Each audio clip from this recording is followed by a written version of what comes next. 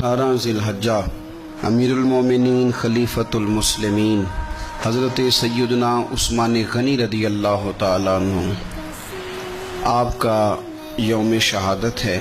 82 سال کی عمر پا کر لگ بھگ 12 سال کے قریب امور خلافت سر انجام دے کر حضرت عثمان غنی رضی اللہ تعالیٰ عنہ 18 ذی-الحجہ کو قرآن پاک کی تلاوت کرتے ہوئے شہید ہو گئے۔ حضرت سیدنا عثمان غنی رضی اللہ تعالیٰ عنہ السابقون الاولون میں سے ہیں۔ بڑے ابتدائی ایام میں جن لوگوں نے کلمہ پڑھ لیا تھا ان میں سے آپ کا شمار ہوتا ہے۔ آپ ایک بڑے بہترین سمجھدار اور زیرک قسم کے تاجر تھے۔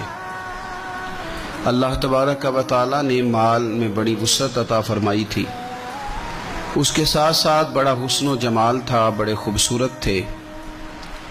اللہ تبارک و تعالیٰ نے اپنی ان نعمتوں سے آپ کو سرفراز فرما رکھا تھا، لیکن جو چیز آپ کے اندر اللہ تعالیٰ نے بہت زیادہ بڑھ چڑھ کے اللہ نے آپ کو عطا فرمائی تھی وہ آپ کی فیاضی ہے، آپ کی سخاوت ہے، آپ کا خوف خدا ہے، اور آپ کے وجود کے اندر، آپ کے ذہن کے اندر، آپ کے لہجے کے اندر اللہ تبارک و تعالیٰ نے شرم و حیا کو کوٹ کوٹ کے بھرا ہوا تھا۔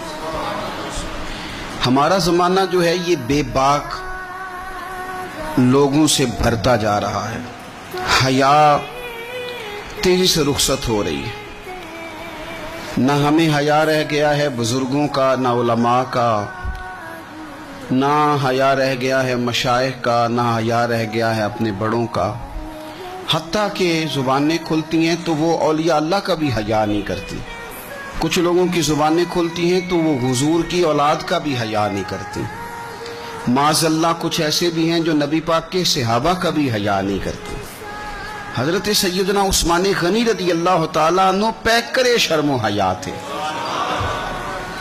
پیکرے شرم و حیا۔ آپ فرمایا کرتے تھے کہ جب سے میں نے حضور سید عالم علیہ السلام کے چہرہ نور کی زیارت کی ہے میں نے کبھی اپنی شرمگاہ کو بھی نہیں دیکھا، اور جب سے میں نے یہ اپنا ہاتھ حضور کے دست اقدس میں دیا ہے میں نے یہ سیدھا ہاتھ کبھی گندگی کو نہیں لگایا۔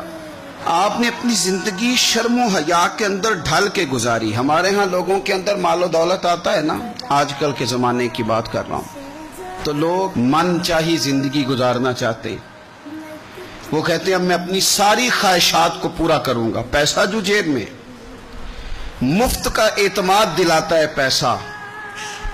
پیسہ آدمی کے اندر کچھ ایسی قوتیں پیدا کرتا ہے کہ وہ نہ چاہتے ہوئے بھی کچھ ایسے کام کر جاتا ہے۔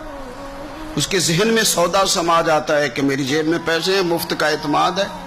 جو ان کے اپنے ہوتے ہیں ان سے لوگ دور نکل جاتے ہیں، رشتہ داروں سے، دوستوں سے، احباب سے، پرانے لوگوں سے کٹ جاتے ہیں، جیب میں پیسہ جو آ جاتا ہے۔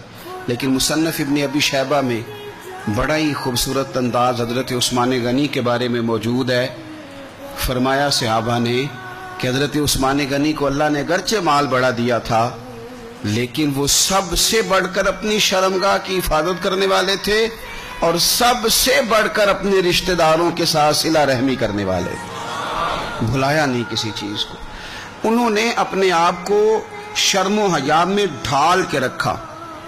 حضرت عثمان غنی رضی اللہ تعالیٰ عنہ کے بارے میں کسی نے بڑے خوبصورت جملہ کہا ہے، اس نے کہا ہے جب بھی کوئی شرم و حیا پہ دیوان لکھے گا تو لازم ہے کہ وہ سیرت عثمان لکھے گا۔